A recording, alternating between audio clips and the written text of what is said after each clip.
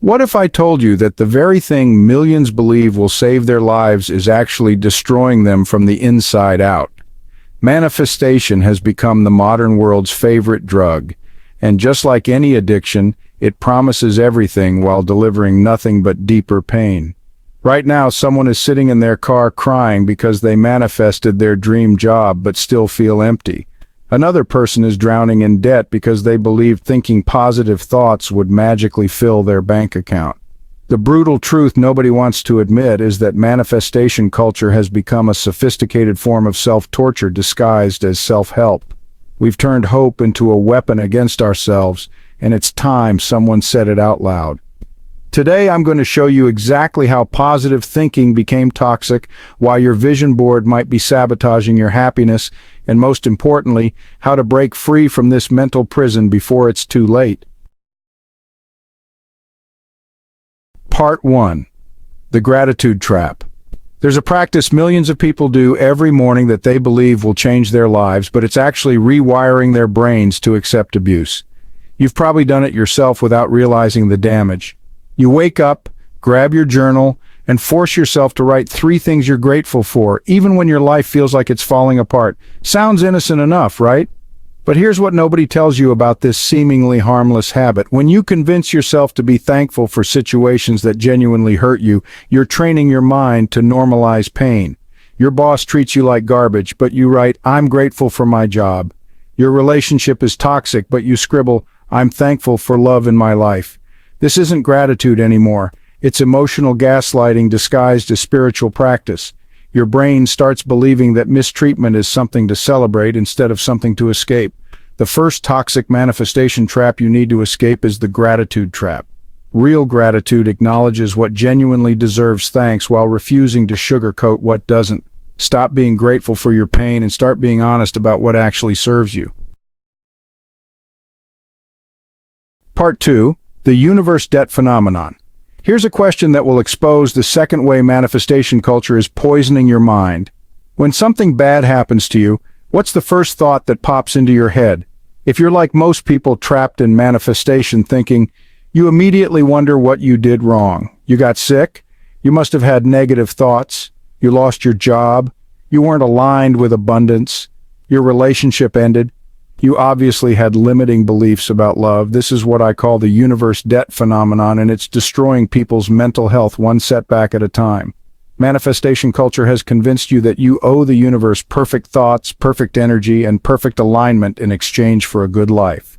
When things go wrong, you don't see it as normal human experience. You see it as evidence that you've failed some cosmic test. You become your own prosecutor, judge, and jury, sentencing yourself to guilt for crimes you didn't commit. The second toxic manifestation trap is believing that your problems are spiritual punishments. Sometimes your car breaks down because cars break down. Sometimes people leave because relationships end. Sometimes life sucks because life can suck. Your worth isn't determined by your circumstances, and your struggles aren't evidence of spiritual failure.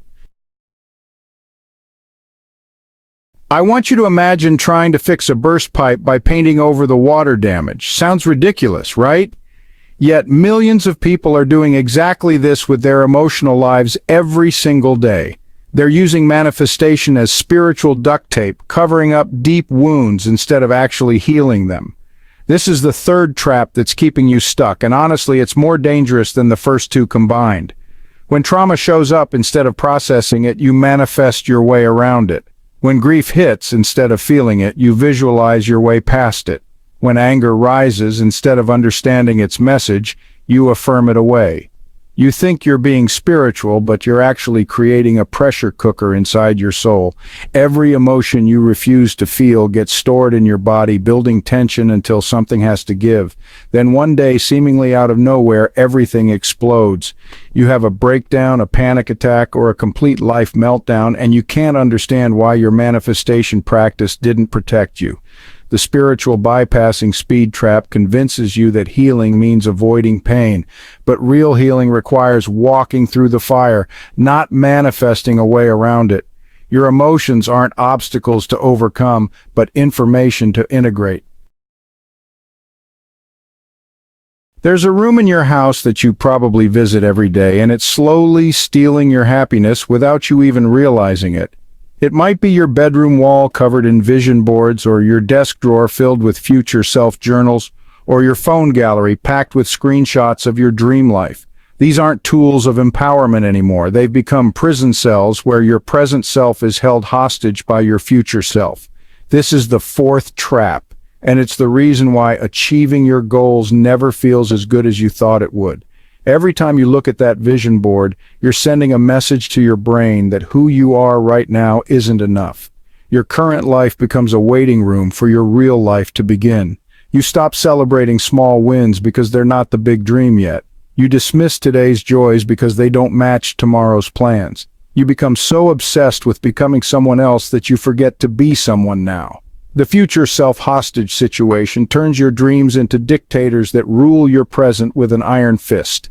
Your vision board isn't inspiring you anymore, it's judging you. Your future self isn't motivating you, it's making you feel inadequate every single day. Have you ever noticed that some of the happiest looking people on social media seem to have the loneliest looking eyes? There's a reason for that, and it reveals the fifth way manifestation culture is destroying authentic human connection. When you can only express positive emotions, you become a walking advertisement for a life that doesn't actually exist. Your friends start treating you like a motivational poster instead of a real person. They stop sharing their struggles with you because you always respond with spiritual platitudes instead of genuine empathy. They can't trust you with their darkness because you've made it clear that darkness isn't welcome in your presence. You've become so committed to maintaining high vibrations that you've forgotten how to be human. This creates a devastating cycle where your relationships become shallower and shallower, which makes you feel more isolated, which makes you double down on toxic positivity even harder. The fifth toxic manifestation trap is the toxic positivity pandemic. When you refuse to acknowledge pain, both yours and others, you lose the ability to create real intimacy. People don't connect with your light, they connect with your ability to hold both light and darkness simultaneously. Stop being a spiritual robot and start being a whole human being. Count how many people are posting about their manifestation wins. Someone got their dream car. Another person manifested their soulmate. Someone else is celebrating their six-figure breakthrough. Now notice what's happening in your chest as you see these posts. If you're like most people, you feel a mix of inspiration and honestly inadequacy. You're happy for them, but secretly wondering why their manifestations work while yours don't. This is the sixth trap, and it's turning manifestation into a competition you can never win. Social media has created a highlight reel of manifestation success stories that, well, make your real life look like a blooper reel. You start manifesting harder, trying different techniques, buying more courses, all to keep up with people who are only showing you their best moments. But you forget that behind every manifestation post is someone who also has struggles, setbacks, and, ordinary Tuesday afternoons just like you. The manifestation comparison trap convinces you that everyone else has cracked the code while you're still struggling with the basics. You measure your behind the scenes against their highlight reel and always come up short. This creates a vicious cycle where you chase other people's dreams instead of honoring your own path and timing. Walk into any bookstore and you'll find an entire section dedicated to helping you manifest your dreams. Count the crystals, courses, and coaching programs promising to unlock your manifestation powers. Now ask yourself this question. If all these tools actually worked, why do you need to keep buying more? This is the seventh trap, and honestly, it's the most profitable one for everyone except you. The manifestation industry has turned your spiritual journey into a shopping mall where you're always one purchase away from enlightenment. You buy a manifestation course, but then you need the advanced version. You get crystals for abundance, but then you need different ones for love. You hire a manifestation coach, but then you need a quantum healing session. Each new tool promises to be the missing piece, but the missing piece is realizing you already have everything you need. The spiritual materialism minefield convinces you that transformation comes from external things instead of internal shifts. You become addicted to the feeling of hope that comes with each new purchase, but that hope always fades when the magic doesn't happen. You're not broken and you don't need fixing, you're not missing pieces and you don't need completing. You're whole right now exactly as you are. I know someone who spent like 3 years waiting for a sign from the universe before starting their business. They consulted tarot cards, looked for angel numbers, and analyzed every synchronicity for cosmic permission. Meanwhile, their competitors launched, failed, learned, and, well, launched again. By the time my friend finally got their sign, the market had moved on. This is the eighth trap, and it's why some of the most spiritually aware people achieve the least in the real world. When you're constantly looking for universe signals, you miss thousands of opportunities right in front of you. You wait for perfect timing instead of creating your own timing. You seek cosmic permission instead of giving yourself permission. You analyze signs instead of taking action. The action paralysis paradox convinces you that the universe has a specific plan for you, and your job is to decode it perfectly before moving.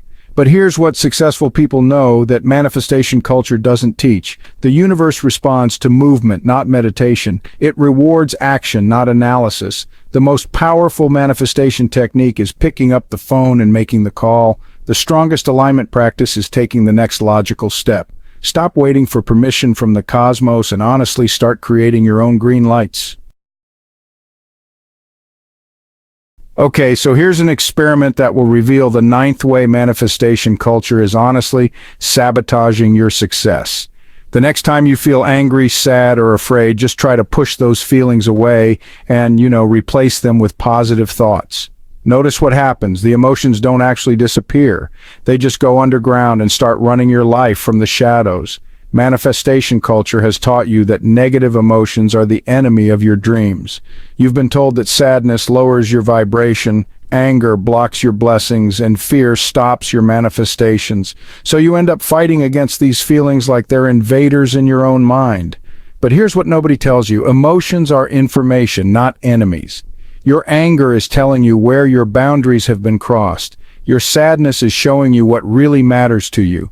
Your fear is highlighting what needs your attention. When you suppress these messages, you lose access to some pretty crucial data about your life. The emotional suppression strategy creates an internal war where you battle against parts of yourself that are actually trying to help you. You become disconnected from your intuition because you've basically silenced the very feelings that guide you. So stop fighting your emotions and start listening to them. They're not blocking your manifestations. They're honestly just trying to lead you to what you actually need. Everything I've shared with you leads to this final piece, and honestly, it's the one that will set you free from the manifestation prison you've been living in. The liberation formula isn't about abandoning hope or giving up on your dreams. It's about reclaiming your power from a system that profits from your sense of inadequacy. So here's how you harness hope without losing yourself. First, set intentions without attachment to specific outcomes. Want something, work toward it, but don't make your worth dependent on getting it. Second, take action without needing guarantees. Move forward even when you can't see the whole staircase. Third, find peace in the process rather than just the outcome. Enjoy the journey instead of only celebrating the destination. Fourth, honor your emotions as guidance instead of obstacles. Let your feelings inform your decisions, not control them. Fifth, measure success by your growth, not your circumstances. You're winning when you're becoming more yourself, not when you're just accumulating more stuff. The 10th and final liberation is understanding that you're not broken and you don't need fixing. You're not missing pieces and you don't need completing. You're whole right now exactly as you are. This is your permission slip to stop chasing external validation and start trusting your inner wisdom. The truth is, you already have everything you need to create a meaningful life. Not because some guru told you so, but because you've always had the power to choose your thoughts, actions, and responses. Manifestation culture tried to convince you that this power came from somewhere else, but it was always yours. So stop giving your power away to vision boards, courses, and cosmic timing. Start giving it back to yourself through honest self-reflection, authentic action, and genuine self-acceptance. Your real life is waiting for you to stop manifesting it and start living it. The magic was never in the manifestation. It was always in you.